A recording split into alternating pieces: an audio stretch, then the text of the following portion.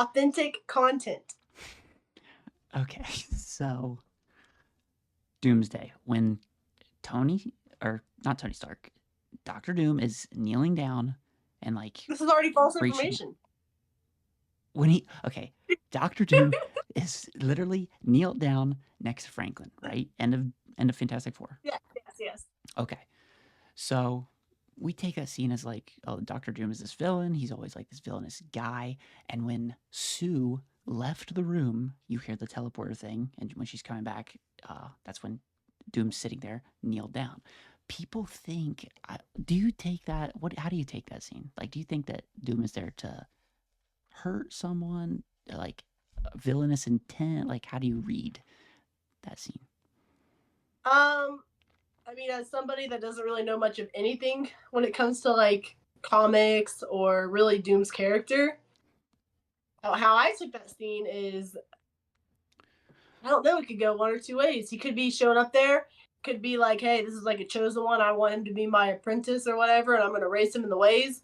Or it could be the opposite, where he's like, I know this kid's potential, and I'm coming to take him from you, whether you like it or not, sort of thing, you know? But more so, I don't know. That's what I got from it. How do you read the body language of Doom and the child? From that split second scene,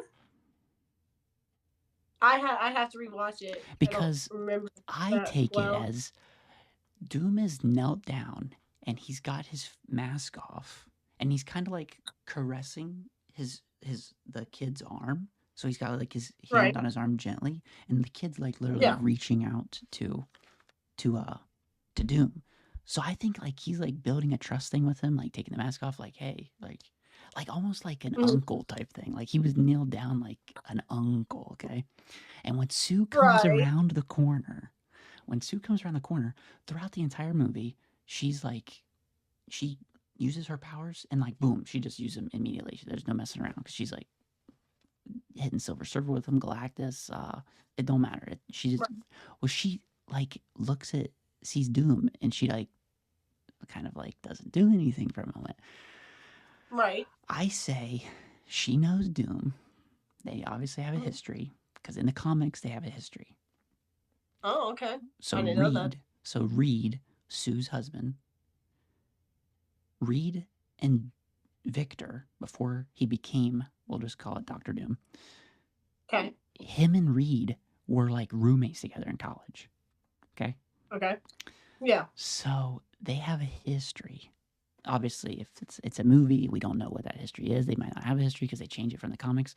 But, and also throughout the movie, you get like little hints that Sue like has a good relation with like the villains.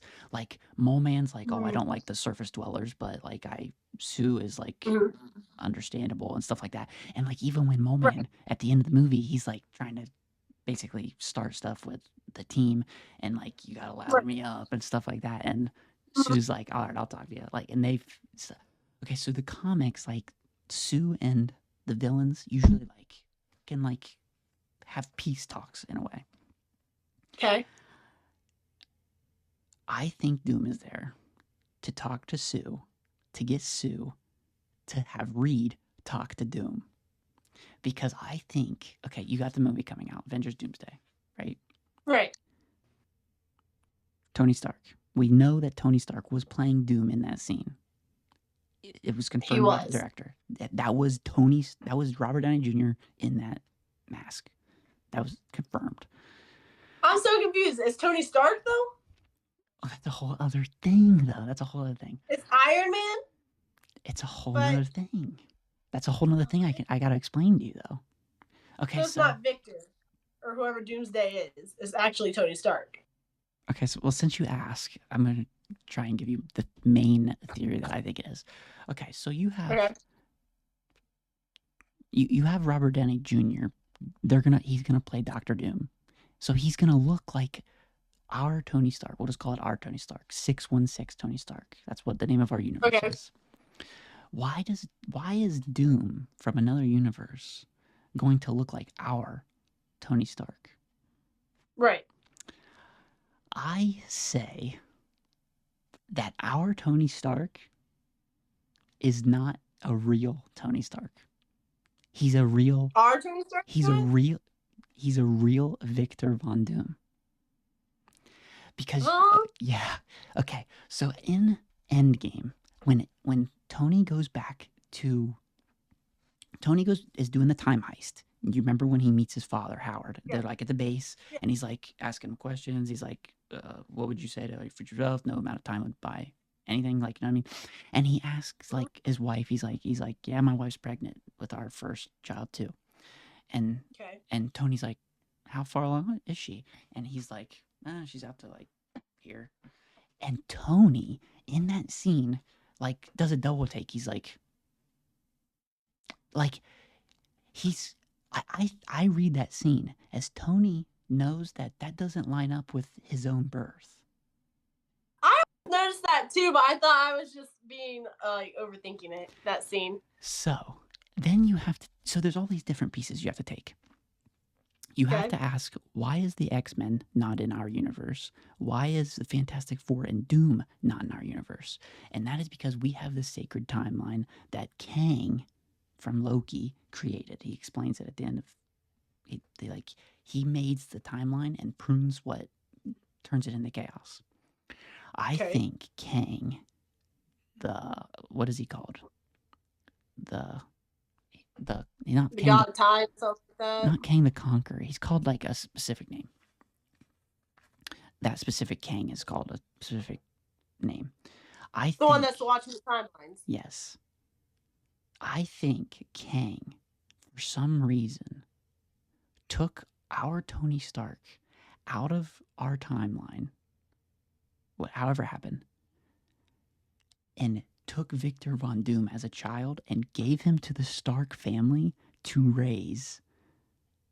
And that was their adopted child. Whether Kang switched them at birth and they don't know that, no one knows that. What? Because that would explain. And they literally say that that Doomsday is going to have implications from Iron Man 1. Because in Iron Man 1, the first suit that Tony makes, the mask looks like Doom's mask, dude. And he's wearing green throughout the movie. In Iron Man 1 from 2008. I never saw that film. Deep. This is deep cut. This is like deep speculation. Crazy.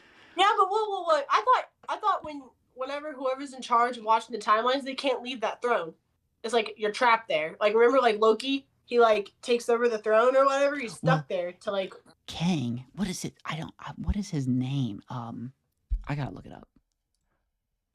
But no, remember Kang is looking for someone to take his spot. And he's like, I was looking for someone to take my spot. I didn't know it would come in two. Loki and the girl Loki. Remember? Oh, yeah. So he was looking for someone to take his spot. He Who Remains. That's what his name was. He Who Remains. He Who Remains. That's right. Okay. So I think... So all this stuff, like, you have to take it all, like... I think Kang removed the X-Men from our timeline. I think he removed Tony Stark from our timeline. And this all makes sense because in Secret Wars, in the next two movies, Avengers Doomsday and Avengers Secret Wars, it's kind of like delete all the multiverse and create one new, in the comics it's called Battle World, but I think it's just going to be like a battle universe. Right. I think that we have yet to see a true Tony Stark variant.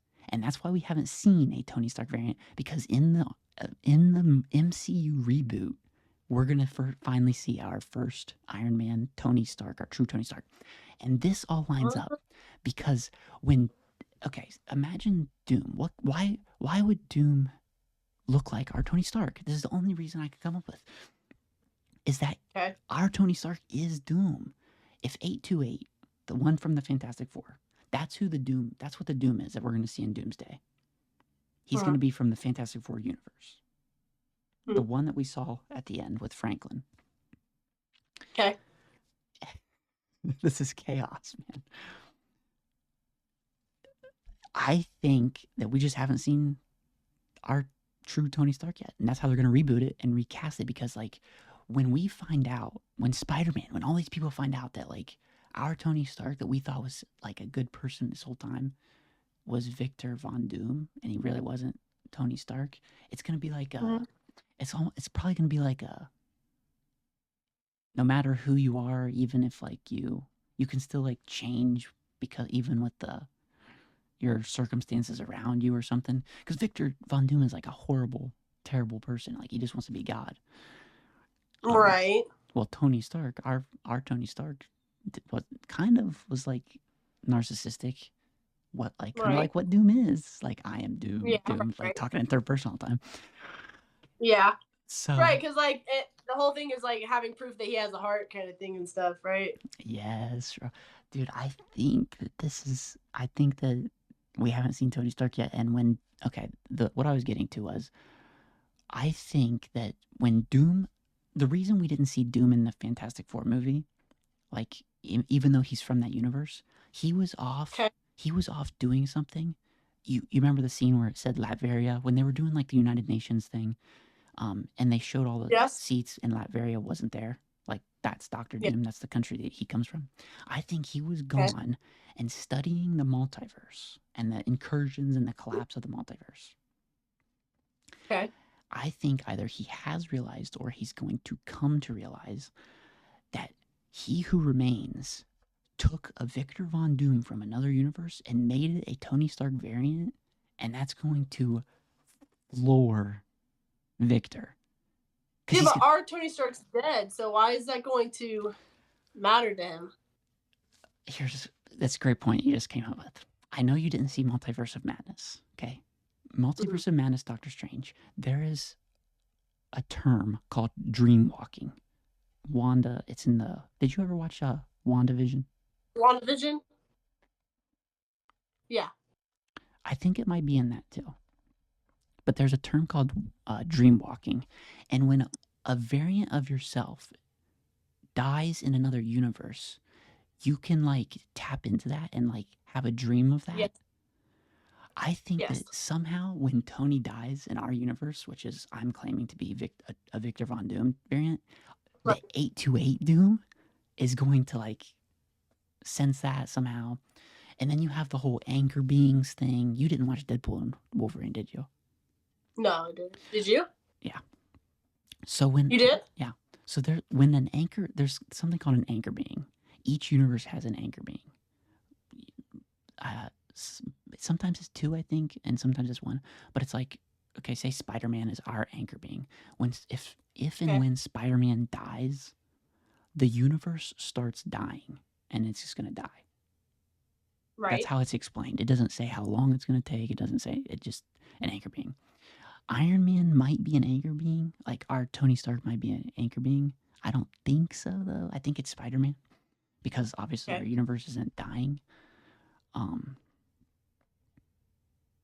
But I think that Doom from 828 that we saw with Franklin at the end of Fantastic Four is coming to talk to Reed so that they can figure out the multiverse.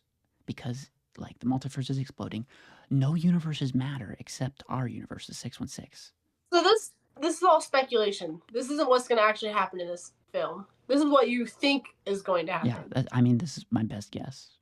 And okay, because I was low key sitting over here thinking you're explaining to me the lore and the plot to the film or something, and then I just now realized, like, no, I think this is all speculation.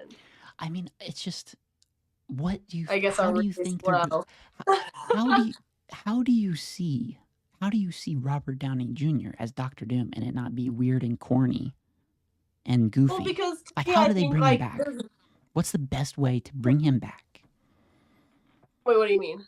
Robert Downey Jr. as the actor and make sense. Well, did you not watch like what was it called? What If?